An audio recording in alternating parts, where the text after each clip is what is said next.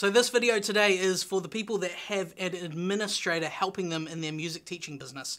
So if you have an administrator, even if they're doing 5 hours a week or maybe right up to full time, please comment, yes, I have one. If you don't have one, please comment, no, I don't have one yet. But if you don't have one yet, just stick around anyway, because this is very good advice that I wish I knew from day one. Before I give you this piece of advice, I want to tell you a story.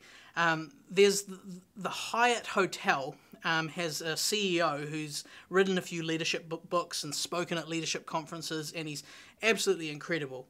And I was reading an interview with him from about a week ago, and he talked about how in their hotel they have this rule where if a customer has some sort of difficulty or bad experience or a problem, their staff are given the ability to solve that problem if they can do it for under $2,000.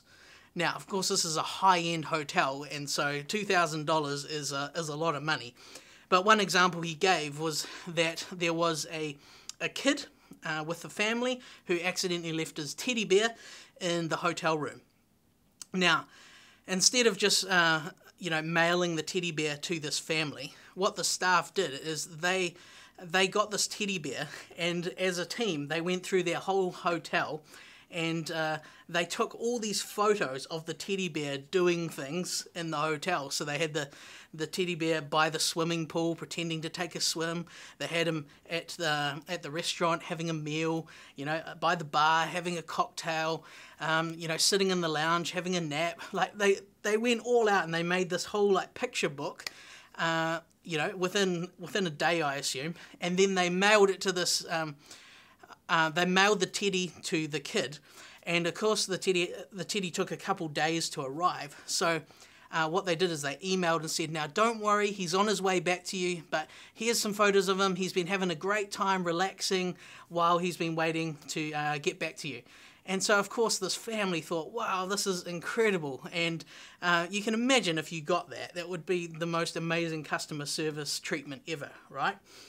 And so their whole theory was, if you can solve a problem or if you can go way above and beyond for some situation like that, if you can do it for under $2,000 as a team member, you just do it.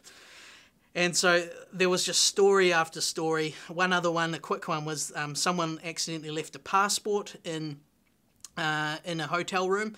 So the team member literally went to the airport, bought a flight to where this person was, flew there, gave them the passport, got the next flight straight back, didn't even stay the night wherever it was, flew right back to work and hand-delivered this passport. And you think, wow, that's incredible. Now, what can we learn from this? Well, many years ago, someone told me, hey, if you can solve something for $50, just tell your administrators to just do it. And so that was our rule. If you could solve it for under $50, it's not going to be $2,000 like a 5-star hotel, but if you can solve it for under $50, then empower your administrator to do that. And some key things you're going to want to say to them and have them know about this are things like this. I trust you. You decide. Do what you think is best. I know you'll make the right decision. And so you want to build that trust with that person, and you want them to be able to just report back and say, hey, we had this issue, I solved it this way, and you need to just be able to trust them. And you'll be surprised at what sort of things they come up with. And some of our team have given away movie ticket vouchers and all sorts of things. They've even asked me to go hand deliver maybe a workbook that didn't make it in time and asked me to buy chocolates on the way. I've done that a few times. So have a chat to your administrator. Remember, this is for the people that have one.